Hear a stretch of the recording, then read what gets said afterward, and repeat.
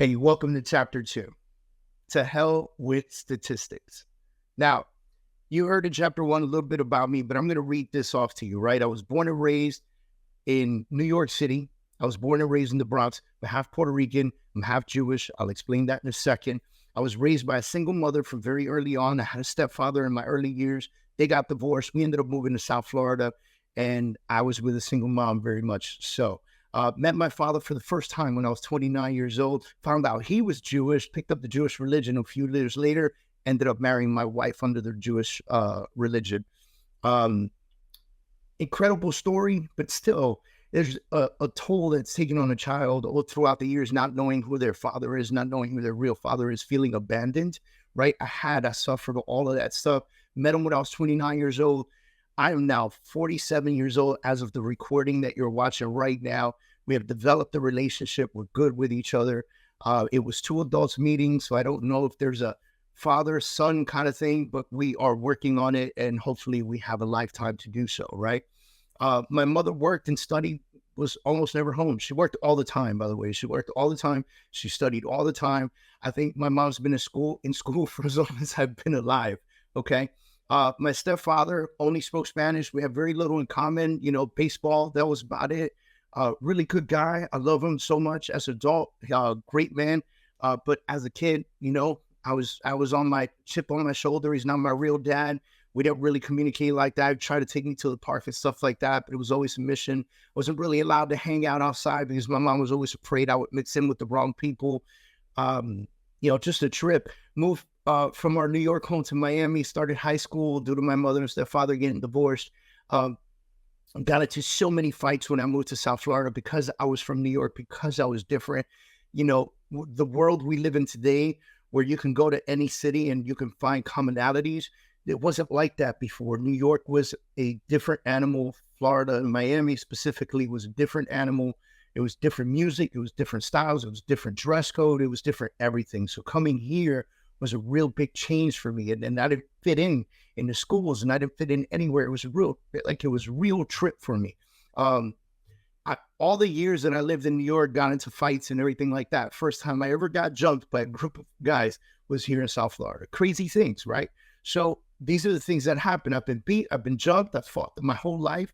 At 11 years old, I had a serious battle with rheumatic fever. And at the age of 15, I found out that I had rheumatoid arthritis, and I couldn't move my legs. My hips and my knees, they swelled up. They had to cut my pants off just to get to my knees. These are some of the crazy things that I've experienced in my life. I dropped out of high school my senior year, ended up going to night school to get my high school diploma. Now I have a bachelor's in international business and a master's in international business. I graduated with my bachelor's cum laude. I mean, listen, and I did that while I was active duty Marine Corps. I served 9 years in the United States Marine Corps. I have PTSD from the United States Marine Corps. I've been divorced 3 times. Okay, so I'm not perfect. There's nothing about me that's perfect. I've been divorced 3 times. Crazy stories, each and every one of them. I have found the love of my life right now, Jennifer Kurz. You can look her up. She's amazing. And we have a beautiful life together, beautiful kids together.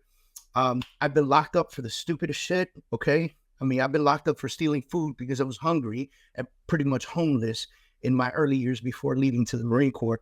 I've been backstabbed and cheated on by friends, business associates, exes. I mean, you name it, I've been there. I've been through a lot. I've had a lot. I've lost a lot. I mean, I say this to you because, number one, you're not alone. Number two, based on the information that I just gave you, the statistics say that I should not be successful. The statistics say that I should be working a laborer's job with minimal education, still living in New York City, paying rent, on welfare, on WIC, on Section 8 house. Like, that is what that story says. That story says, statistically, I'm supposed to be there.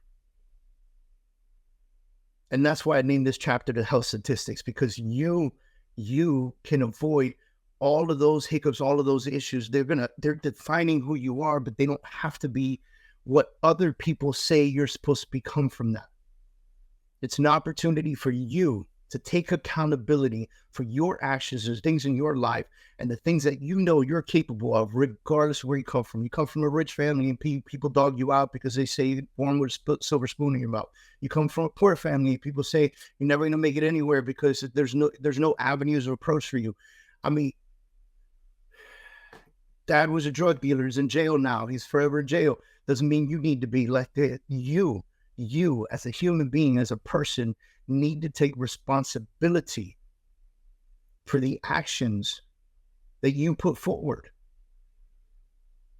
And many people avoid accountability. Many people don't take responsibility for their actions, and they avoid accountability at all costs. It's up to you, right? You cannot allow your past to define your future. Your future is a roadmap for you to create. You can do whatever the hell you want to do with it.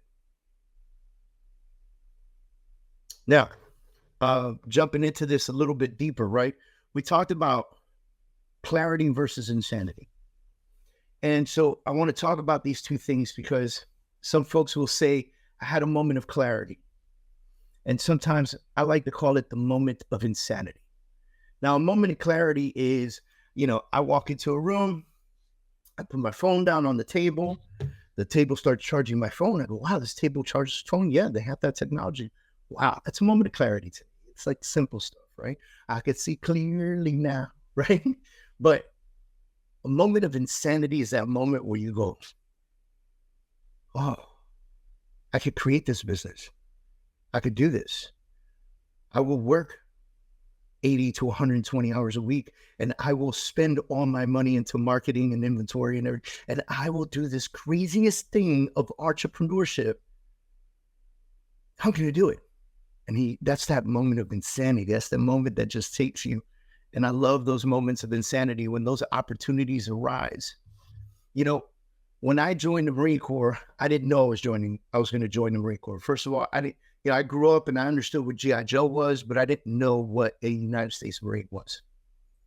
And I was working at a Wendy's, and my best friend Sergio was going to take me and drop me off because at the time I didn't have a car. That's a whole nother story. And I get dropped off at the Wendy's and I look at him and I go, hey, Sergio, I got a bad feeling about today. Would you mind waiting for me? And I go in to check into the Wendy's, and I'm not in the best neighborhood in South Florida. And the manager starts just yelling at me. By the way, I'm actually early, right? I'm like 5-10 minutes early. But to the manager, to me, that wasn't early enough, or that wasn't late, whatever. It wasn't my time to clock in yet. And the manager was so busy. She got so frustrated that I didn't clock in a little bit early. She started screaming and yelling at me in front of everybody, customers, everything. She said, you need to clock in. I don't know what your problem is. You need to help out. You see us so busy, blah, blah. And I looked at her and I went, hold on a second. I was working drive-through. I had already put my headset on and all that other stuff. I took the headset off. I took the receiver out of my belt and I put it down. And I looked at her and I go, lady, this is Wendy's. You need to relax. And I walked out on her. Now, that was a moment of stupidity because I needed that money. But I also knew that I could just go next door to McDonald's and get a job. It wasn't the end all of my entire life. But here's where the moment of insanity came in. I go back out. Sergio waits for me. I sit in the car. Sergio goes, what the hell happened? I go, I just quit. Long story. Had this crazy gut feeling. Felt like this was going to happen. I don't know what happened. But brother, I can't do this anymore. So we said, let's go to the mall. Just walk around. We didn't have money to be at the mall. We were just walking around, trying to find clarity. And I found insanity instead. These two Marines were walking down the aisle. And I was walking down the aisle with my friend Sergio. We looked at each other. We locked eyes. We walked past each other. We kept going. I looked at Sergio. I said, damn, they look good in those uniforms. And I said, who are they? Sergio's father had retired from the United States Army, so he knew a little bit more than I did, significantly more than I did. He said, those are Marines. They're badasses. And I turned around, and the sergeant was standing there with his arms crossed like this, looking at me. And I said, "Oh, hi." And he said, "You want to talk to me, don't you?" I said, "You know what? Yeah, yeah, I do." That was a moment of insanity for me. What? Me joining the military wasn't even my idea plan. It wasn't in my mindset. I never thought about it. Wasn't gonna happen, right? Guess what? Moment of insanity kicked in, joined the Marine Corps, did it for 9 years. Opened my first business when I was in Hiroshima, Japan, stationed in Iwakuni. Another moment of insanity. Came here, got a great job at a Corpac Steel Products, a great company in Aventura, Florida. As a salesperson, fell in love with sales, quit that job to do real estate full time. Another moment of insanity. These moments happen. Decided to open up a coaching and consulting company. Another moment of insanity. You're going to have those moments. Now, the question is, do you embrace those moments of insanity, or do you take a step back and go, I don't know. And then you overthink it so much that you never find success in it, right? So these are the things that I want you to think about when you're here. Is it a moment of clarity? Is it a moment of insanity? And will I embrace the insane?